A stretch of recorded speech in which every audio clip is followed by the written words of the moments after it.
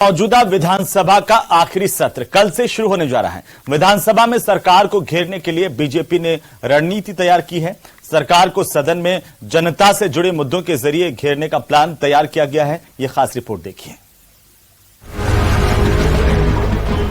चुनावी साल में विधानसभा का आखिरी सत्र हंगामेदार होने के आसार हैं। बीजेपी ने सरकार को विधानसभा के अंदर घेरने का प्लान तैयार कर लिया है। विधानसभा की नापक्ष लॉबी में बीजेपी विधायक दल की बैठक में तय किया गया कि सबसे पहले प्रदेश में बढ़ते अपराध के मुद्दे को उठाया जाएगा। गैंगस्टर्स आए दिन वारदातों को अंजाम दे रहे हैं और कानून व्यवस्था पूरी तरह से फेल साबित हो रही है। वहीं बीजेपी नेताओं ने कहा कि कर्ज माफी को लेकर बीजेपी ने कहा कि 19,000 किसानों की जमीन कुर्क हो गई है। राष्ट्रीयकृत बैंक ने किसानों का कर्ज माफ नहीं किया, जबकि सरकार ने मामले में कल्ला कमेटी बनाई, लेकिन अब तक उसकी रिपोर्ट नहीं आई है।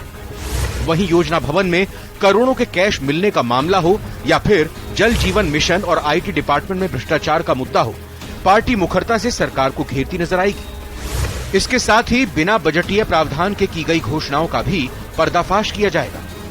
हम प्रतिदिन एक मुद्दे को जो जनमानस के साथ जुड़ा हुआ है और सरकार पर चिपका हुआ भी है, उस मुद्दे को उठाएंगे, सरकार से जवाब तलब करेंगे और सरकार जवाब नहीं देगी तो विधानसभा के अंदर उस लड़ाई को अंजाम तक ले जाने की कोशिश करेंगे। पेपर लीक का दंश ये नौजवानों के लिए मुझे लगता है सपने तोड़ने जैसा था।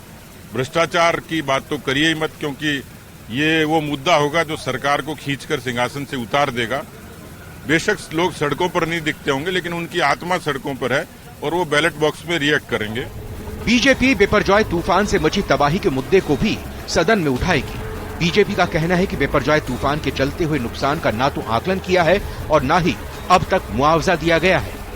उसमें कई लोगों के छप्पर उड़ गए, कई लोगों के मकानों की कच्ची दीवारें गिर गई। उसका आकलन न तो सरकार ने अभी तक किया, न उनको कुछ मुआवजा और सहायता देने की कोई घोषणा की है। एक भी मुद्दा ऐसा नहीं है जिस मुद्दे के ऊपर सरकार खरी उतरी हो।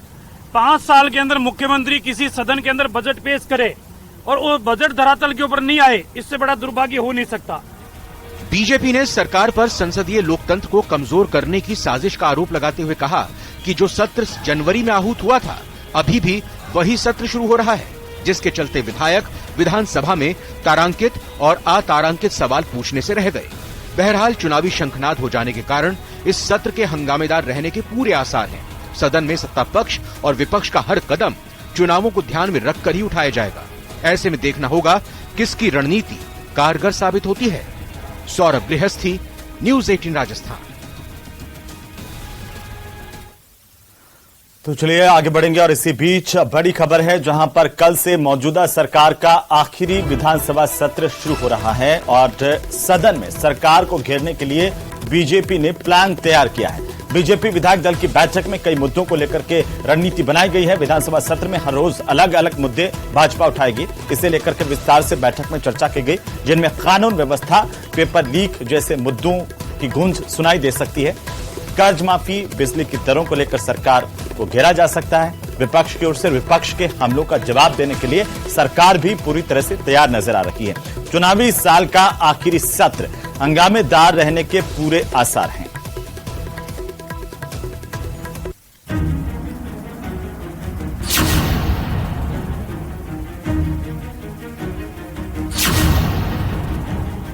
राजस्थान में हर विधानसभा का सत्र कुछ अलग होता है।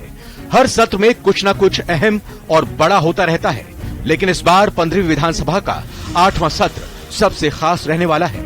कारण है राष्ट्रपति का संबोधन। जी हां, ये इतिहास में पहली बार होगा जब किसी राष्ट्रपति का राजस्थान विधानसभा में संबोधन होगा। इस बार के सत्र को राष्ट्रपति द्रौपदी मुर्मू संबोधित करने वाली हैं, जिसकी वजह से सत्र को बेहद महत्वपूर्ण माना जा रहा है। राष्ट्रपति का संबोधन तो खास रहेगा ही, लेकिन इस बार का प्रश्नकाल भी थोड़ा अलग होगा। विधानसभा में प्रश्नकाल को सदन की आत्मा कहा जाता है, जहां विधायक सरकार से अपने सवालों का जवाब लेते हैं। हालांकि पिछले 3 सालों से सत्र अवसान न होने की वजह से बजट सत्र के दौरान सक्रिय रहने वाले विधायक सवाल लगाने से वंचित रह जा रहे हैं।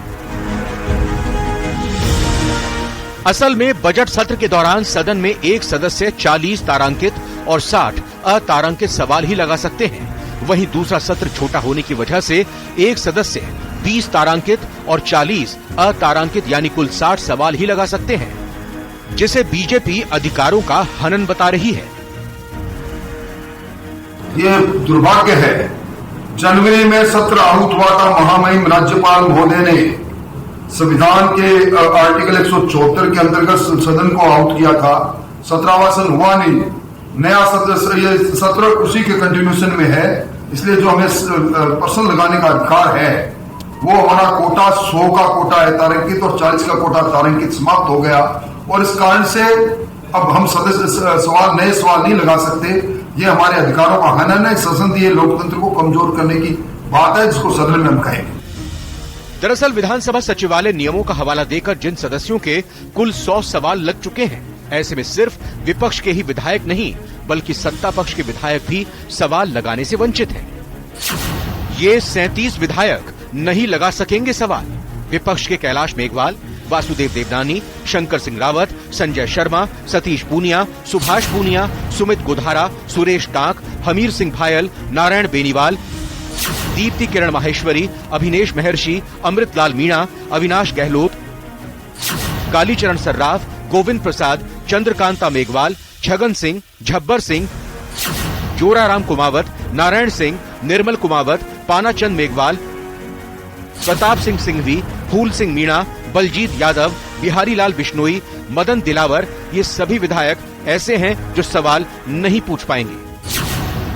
तो वहीं सत्ता पक्ष के राम नारायण मीणा, गणेश घोगरा, भरत सिंह कुंदनपुर, डॉक्टर राजकुमार शर्मा, इंदिरा, दिव्या मदेरणा, रामनिवास गावड़िया, रामलाल मीणा, रूपाराम भी सवाल लगाने को लेकर वंचित रहने वाले हैं।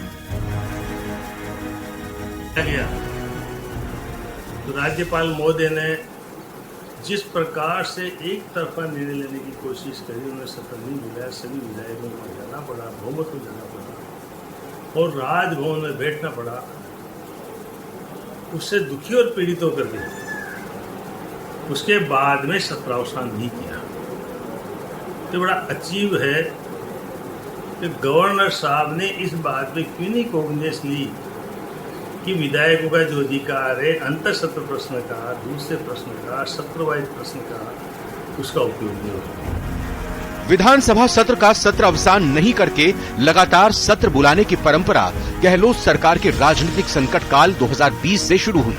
मुख्यमंत्री अशोक गहलोत तब विधानसभा का सत्र शॉर्ट नोटिस पर बुलाना चाहते थे, लेकिन राजभवन ने इसकी इजाजत नहीं दी और शॉर्ट टर्म में बुलाने का कारण जानना चाहा, जिसके चलते राजभवन और सरकार के बीच टकराव की स्थिति भी बनी और उसके बाद से ही प्रदेश सरकार ने बजट सत्र को राज्यपाल से आहूत कराने की परंपरा बना ली।